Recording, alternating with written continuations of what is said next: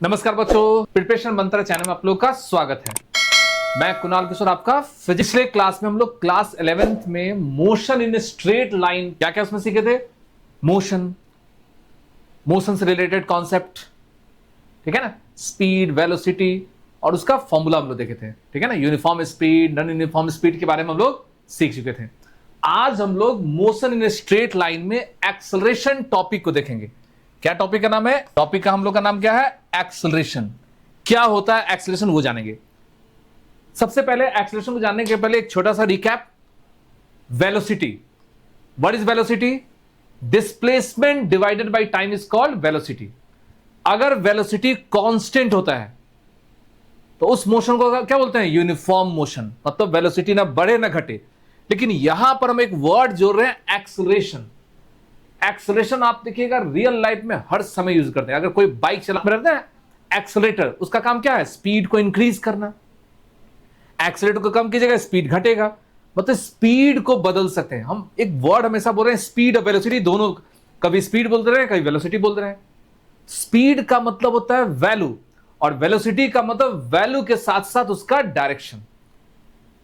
फिर से समझिएगा, स्पीड का मतलब मैग्नीट्यूड और वेलोसिटी का मतलब मैग्नीट्यूड के साथ साथ उसके डायरेक्शन को भी बताएंगे। तो एक्सेलरेशन का मतलब होता है वेलोसिटी का चेंज होना, ठीक है ना। एक्सेलरेशन का मतलब वेलोसिटी का चेंज होना, और वेलोसिटी चेंज करने के लिए गाड़ी में आपको, बाइक में हाथ में रहता है एक्सेलरेटर, और कार में क्या होता है? ब्रेक के बगल में एबीसी, एक्सेलरेटर, ब्रेक और क्लच। तो एक्सेलरेशन का मतलब होता है वेलोसिटी का बदलना। तो चलिए हम लोग देखते हैं बच्चों, एक्सेलरेशन होता क्या है। ये बहुत आसान टॉपिक है, एकदम सिंपल सा है, ज्यादा इसमें हम लोग टाइम लेंगे नहीं।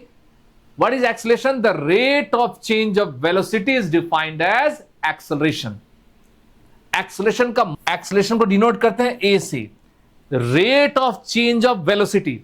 रेट वर्ड का मतलब हो गया टाइम से डिवीजन, चेंज का मतलब फाइनल माइनस इनिशियल। मतलब एक्सेलरेशन का मतलब चेंज इन, और इस चेंज को होने में जो टाइम लगा, इसी को हम लोग बोलते हैं, repeat, the rate of change of velocity. Rate word बोलने का मतलब टाइम से डिवीजन हो गया।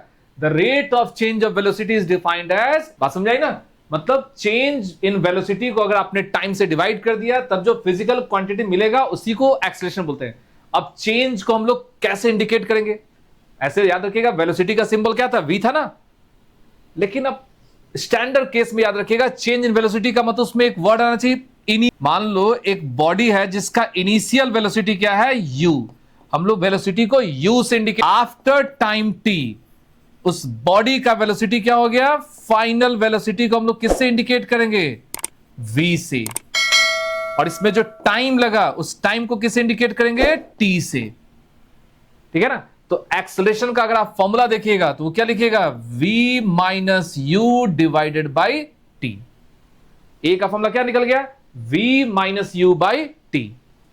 और ये फॉर्मूला बहुत आसान है, बहुत इंपॉर्टेंट भी है। मतलब एक्सेलरेशन का फॉर्मूला हो जाएगा final velocity minus initial by time. और यूनिट निकालना तो आसान है, क्योंकि वेलोसिटी होता है मीटर पर सेकंड, जिसको हम लोग लिख सकते हैं ना, मीटर पर सेकंड स्क्वायर।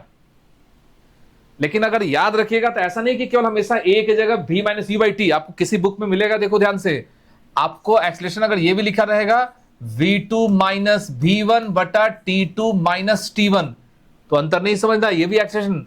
इसी की जगह आप लिख दिया जाए delta v by delta t, तब भी चेंज नहीं होगा।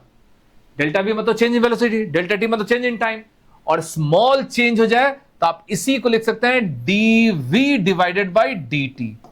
मतलब ये सारा एक्सेलरेशन का ही कॉन्सेप्ट है। मतलब एक्सेलरेशन वर्ड का मतलब क्या होता है? Change in velocity with respect to time.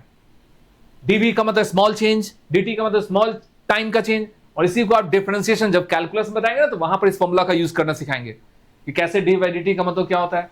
Just like displacement, displacement का सिंबल आप s से, x से, y से सब कुछ सोच सकते हैं ना। उसी तरह एक्सेलरेशन का सिंबल a है, लेकिन वेलोसिटी के लिए v minus u by T बोलो या v2 माइनस v1 बोलो, सब एक ही है। एक्सेलरेशन का मतलब वेलोसिटी का बदलना, और वेलोसिटी क्या है? वेक्टर क्वांटिटी है। तो वेक्टर क्वांटिटी में बदलने के लिए या तो मैग्नीट्यूड बदले, या तो डायरेक्शन बदले, या तो दोनों, ठीक है ना। Either change in the magnitude और direction, the acceleration will be produce. Acceleration तभी आएगा या तो वैल्यू और ये डायरेक्शन या दोनों बदल जाए, तब उस केस में एक्सेलरेशन। तो हम लोग पिछले क्लास में क्या देखे थे, पिछले वीडियो में आपने देखा था ना कि वेलोसिटी का फॉर्मूला निकाले थे डिस्प्लेसमेंट बाय टाइम, और यहां एक और फॉर्मूला निकल गया a बराबर v माइनस यू। अगर किसी बॉडी में एक्सेलरेशन आ गया तो उस बॉडी में एक्सेलरेशन के कारण बहुत सारा हम लोग कॉन्सेप्ट निकालने का हम लोग कॉन्सेप्ट को देखेंगे, ठीक है ना। तो यहां पर हम लोग क्या निकालते हैं, ठीक है। मान लीजिए आप ऑब्जेक्ट है, उस ऑब्जेक्ट का इनिशियल क्या है आपके पास u, ठीक है ना, फाइन क्या है v, और टाइम आपको let an object is moving with initial velocity u, final v, और टाइम क्या है t। तभी हमने फॉर्मूला हम लोग क्या देखे एक्सेलरेशन का, first formula a equal to क्या होता है v minus u by t, ये हम लोग फॉर्मूला सीख चुके हैं, ठीक है ना। अगर आप इसको क्रॉस मल्टीप्लाई करते हो तो क्या आएगा, v minus u equal to a into t, और इसको राइट साइड लेके चले जाओ तो v बराबर क्या होगा u प्लस ए टी। ये एक फॉर्मूला होता है, इसको बोलते हैं इक्वेशन ऑफ मोशन का पहला फॉर्मूला है, ठीक है ना। हम इससे दो फॉर्मूला और देखेंगे, निकालेंगे, जो इक्वेशन ऑफ मोशन जो क्लास 9th में 11th में, मतलब दोनों के लिए सेम है, ऐसा नहीं कि फॉर्मूला बदल जाएगा, ठीक है ना। इसके दूसरे, यहां इस बॉडी का वेलोसिटी u है फिर v है, मतलब चेंज हो रहा है ना। अब इस दोनों का अगर हमको एवरेज निकालना हो, अगर आपसे बोला जाए चलिए बताइए सर एवरेज वेलोसिटी क्या होगा, तो एवरेज वेलोसिटी क्या होता है, एवरेज निकालने का तरीका क्या है, दोनों वेलोसिटी को जोड़कर उसको दो होता है ना, जितना दो टर्म है दोनों को जोड़कर दो से डिवाइड, एवरेज वेलोसिटी क्या निकल गया v प्लस, क्योंकि अगर u और v डिफरेंट है तो हम लोग को मालूम है क्या पता है, s इक्वल टू क्या होता है वेलोसिटी, ये s का मतलब डिस्प्लेसमेंट, v मतलब वेलोसिटी, t मतलब टाइम। हमको ओवरऑल डिस्प्लेसमेंट देखते हैं एवरेज के साथ, तो एवरेज का फॉर्मूला हम लोग लिख चुके हैं v plus you by two, और यहां पर क्या है, अब आप देखो v का फॉर्मूला हमने प्रूफ किया है, क्या प्रूफ किया है, u प्लस ए टी। अब इस u प्लस ए टी को यहां पुट करते हैं, मतलब ये जो u प्लस ए टी है उसको यहां हम लोग वैल्यू को लाएंगे, तो देखो क्या आना चाहिए, s इक्वल टू v का मान क्या बोल रहे हैं, u प्लस ए टी, और पहले से आपके पास एक u है डिवाइडेड बाई टू, और बाहर में क्या है t है, एकदम सिंपल सा कॉन्सेप्ट है। इस वैल्यू को हमने यहां पुट कर दिया है। अब देखो u प्लस यू कितना होगा 2u, और यहां पर क्या होगा a into T divided by two, और बाहर में क्या मल्टीप्लाई होगा t। अब क्या कर दो, सिंपली t को अंदर ले आओ और डिवाइड भी कर दो, तो 2/2 कितना होगा, कट जाएगा ना, तो यहां आ जाएगा u इंटू टी, और यहां क्या आएगा 1/2 a टी स्क्वायर। ऐसा फॉर्मूला आप लोग देखे थे ना 9th में, तो यहां पर भी देखो ये इक्वेशन क्या हो गया, second equation of motion, v बराबर u plus a t first equation है, और s equal to u t plus half a t square second equation है। प्रूफ करना एकदम आसान है, सिंपल। सबसे पहले देखो a का फॉर्मूला लिख दिए, एवरेज वेलोसिटी का फॉर्मूला होता है final plus initial by two, मतलब दोनों को जोड़कर दो से डिवाइड, और हमको s का फॉर्मूला डिस्प्लेसमेंट क्या होता है, वेलोसिटी इनटू टाइम होता है। वेलोसिटी का आपने वैल्यू रख दिया v plus you by two, ठीक है ना, और v के वैल्यू को हम लोग रिप्लेस किससे कर दिए, u प्लस ए टी से, वैल्यू पुट कर दो यहां से, तो सिंपली मैथमेटिक्स है, u प्लस यू 2u हो गया, दोनों में t से मल्टीप्लाई करिए और डिवाइड, तो ये आपको आ गया सेकंड, एकदम आसान है। इसका एक थर्ड इक्वेशन, अब देखो ये तीन इक्वेशन का फॉर्मूला क्या होगा, यूज होगा, आप जब न्यूमेरिकल बनाइएगा तो वहां पर ये सब का यूज कर। अब देखिए थर्ड, फिर से उस फॉर्मूला यूज करते हैं। अभी तक हमने क्या सीखा, s बराबर v plus you by two into T, ये एक फॉर्मूला। अब इस बार देखो क्या करते हैं, टाइम को रिप्लेस करते हैं, ये v plus you by two रहने दो, अब टाइम की जगह क्या लिख सकते हैं, v माइनस यू बाई ए। बोलिएगा ये आया कहां से सर, तो एकदम सिंपल सा कॉन्सेप्ट है, फॉर्मूला क्या पढ़े हैं, v minus u by T क्या होता है, a होता है ना, a का फॉर्मूला क्या होता है v minus u by T, तो इसको अगर क्रॉस मल्टीप्लीकेशन कर दो तो टाइम का मान क्या हो जाएगा, इससे टाइम का मान हो जाएगा v माइनस यू बाई ए, और यही वैल्यू को हमने यहां पुट किया है। अब यहां पर जो फॉर्मूला हो जाएगा देखो क्या आ जाएगा, यहां देखो एक maths v plus u v minus u, मतलब a plus b into a minus b, a square minus b square, और नीचे तो मल्टीप्लाई होगा ना, ये हो जाएगा 2a, क्रॉस मल्टीप्लीकेशन, तो v square equal to u square plus 2as का एक फॉर्मूला आ जाएगा, ये भी आपको इक्वेशन, ठीक है ना। फिर से देखो s बराबर v प्लस t का मान आप एक्सप्रेशन से वैल्यू से पुट कीजिए, और यहां पर एक मैथमेटिक्स का फॉर्मूला है, यहां पर आप क्या यूज कर रहे हैं, a plus b into a minus b का फॉर्मूला क्या हो गया, ए स्क्वायर माइनस, पता ना अलजेब्रा का फॉर्मूला, तो आपके पास फॉर्मूला क्या निकल गया, u square plus 2s v square equal to u square plus. तो हम यहां पर देखो क्या क्या फॉर्मूला सीखे एक बार। इक्वेशन ऑफ मोशन में 3 फॉर्मूला। सबसे first v equal to u plus a t, मतलब इस फॉर्मूला में आपको देखिएगा 4 फिजिकल क्वांटिटी है, ऐसे तो 3 ही है। v और u को वेलोसिटी बोलेंगे। u क्या है, इनिशियल वेलोसिटी। जब आप न्यूमेरिकल बनाइएगा तो आपको लिखा रहेगा क्वेश्चन में कि an object starting with velocity of 20 metre per second, या ऑब्जेक्ट स्टार्टिंग फ्रॉम रेस्ट, तो वहां u के मान को दिया रहेगा, v दिया रहेगा, a और t में से एक और दे देगा। इस इक्वेशन का यूज आपको इस चारों में से किसी एक वैल्यू को फाइंड करने के लिए यूज करना है, ठीक है ना। दूसरा form s equal to u t plus half a t square, यह था आपको दूसरा फॉर्मूला। और तीसरा फॉर्मूला क्या सीखे, v square equal to u square plus 2as, ये हमने तीसरा फॉर्मूला सीखा, ठीक है ना। और इसी ये दोनों को प्रूफ करने के लिए भी एक फॉर्मूला था ना, उसको आप 4th नंबर याद रख सकते हैं, s बराबर v plus you by 2 into T. आप इस चारों फॉर्मूला को ध्यान से देखिए, इस चारों फॉर्मूला में वेलोसिटी चेंज कर रहा है ना, और मोशन इन स्ट्रेट लाइन का याद रखिएगा यही। और इसी 4 फॉर्मूला से हम लोग सारा वेक्टर का जो मोशन होगा, चाहे वो प्रोजेक्टाइल का मोशन है, कोई मोशन हो, इसी से सब निकलता है, ठीक है ना। तो इस 4 मोशन में 4 फॉर्मूला में आपको वेलोसिटी चेंज कर रहा है, लेकिन चेंज करने का रेट कांस्टेंट है। इसमें सारे एक्सेलरेशन जो होगा कांस्टेंट होगा, ठीक है ना, इसलिए इसको बोलते हैं कांस्टेंट क्या बोलेंगे हम लोग इसको, कांस्टेंट एक्सेलरेटेड मोशन। मतलब इसमें सारा बॉडी का जो मोशन होगा वो कांस्टेंट रेट से इंक्रीज और डिक्रीज कर सकता है। अगर ए का मान अगर पॉजिटिव हो जाए तो उस केस में उसको बोलेंगे एक्सेलरेशन। अगर ए का मान निगेटिव हो जाए तो उस केस में उसको बोलेंगे रिटार्डेशन, जिसको निगेटिव एक्सेलरेशन बोलते हैं।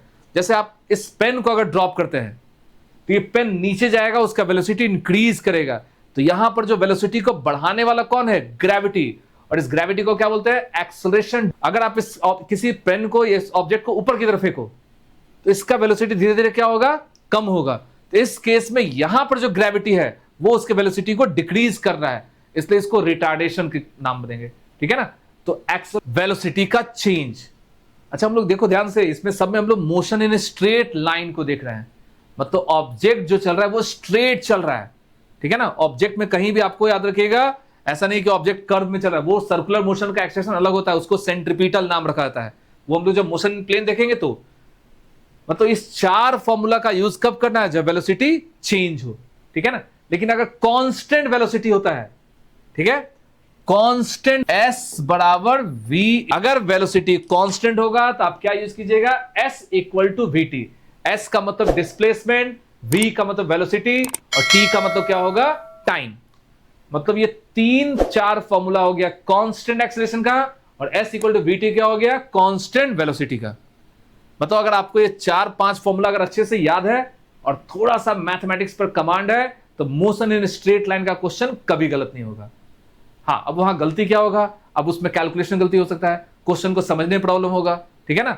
जब इसमें हम देखो, अब ये चारों प्रूफ को इस चैप्टर में हम लोग 3, ये तो आपको क्या था, एक सिंपल, और एक और प्रूफ होता है कैलकुलस, है ना। एक होता है ग्राफ का प्रूफ, एक होता है कैलकुलस का प्रूफ। तो अगर एक्सेलरेशन कांस्टेंट है तो ये 4 फॉर्मूला आप दिमाग में याद रखिएगा, ठीक है। तो आई होप ये आपको टॉपिक, ये वीडियो आप लोग को समझ में आया होगा। इस तरह का वीडियो देखने के लिए चैनल को लाइक कीजिए, सब्सक्राइब कीजिए, ठीक है ना। और जब भी हम लोग नेक्स्ट वीडियो देखेंगे तो उसके पे याद रखिएगा, उसको प्रीवियस टॉपिक को हमेशा रिकैप में रखिए। अगर आप रिकैप रखिएगा, जैसे मान लो इसके बाद का टॉपिक बता रहे हैं, तो उसको पहले अगर देख के रखोगे, 2-3 बार उसको रिवाइज करोगे, खुद से उसको प्रूफ को देखोगे, तो क्वेश्चन बनाने में कहीं प्रॉब्लम नहीं होगा, ठीक है ना। न्यूमेरिकल उसी से बनता है जो रेगुलर पढ़ता है। ऐसा नहीं कि आज हमको मन किया कि आज 4 क्वेश्चन बना दिए फिर 10 दिन छोड़ दिए, तब आपका याद रखिएगा क्वेश्चन क्लियर नहीं हो पाएगा, कुछ ना कुछ प्रॉब्लम हो जाएगा। फॉर्मूला बहुत आसान है, अभी तक हम लोग देखो इसमें कोई बहुत ज्यादा टफ फॉर्मूला हम लोग सीखे नहीं है। ये सारा फॉर्मूला 9th क्लास का ही है, लेकिन बेसिक होने के बाद भी याद रखिएगा क्वेश्चन बनाने में बहुत सारा प्रॉब्लम होता है।